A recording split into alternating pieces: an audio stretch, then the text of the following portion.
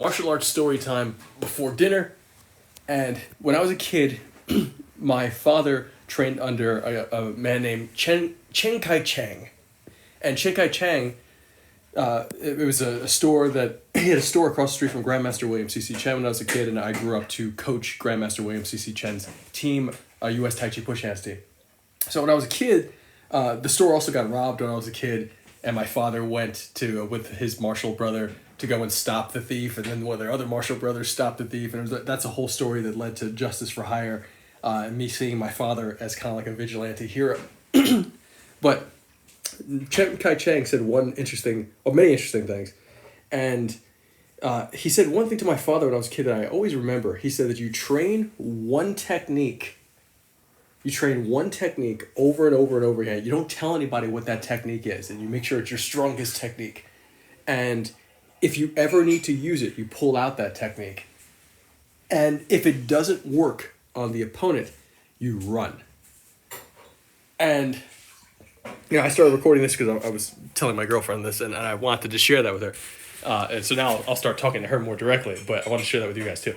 So yeah, essentially you train the technique and you run if it doesn't work. And I just think that's such it never sat well with me, but I also understood it. And I was just thinking about the difference between strategy.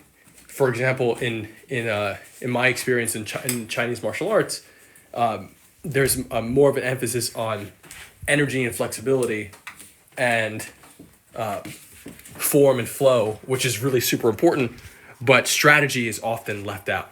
And when I was fighting on the New York International Sancho team under Coach Li Tai-lang, I had the same challenge. Like, they didn't necessarily have great strategy in terms of training together their moves. And I'm fighting pros, and the pros are immaculately conditioned, but they don't necessarily have great strategy. And I think it's really similar in Tai Chi push hands. Most Tai Chi push hands players do not have a concept of using Tai Chi to generate strategy, utilizing Tai Chi to find, to have more data and make chained decisions around that data set. So, and I think that's why Brazilian Jiu-Jitsu is so important, because Brazilian Jiu-Jitsu is essentially Tai Chi push hands on the ground. And by getting an understanding of how moves are chained together in Jiu-Jitsu, you can help to bridge yourself into thinking like that in stand-up, which is Tai Chi push hands. And, of course, you can just reach out to me, and I'm always happy to put together some strategies for however you move, because that's Coach Jan. I love doing that. So anyway, I wanted to share a little story with you. Use your best move, and if it doesn't work, run. Again, it does not necessarily sit well with me, but I understand it, and it's something that I will be talking about in our Justice for Hire series.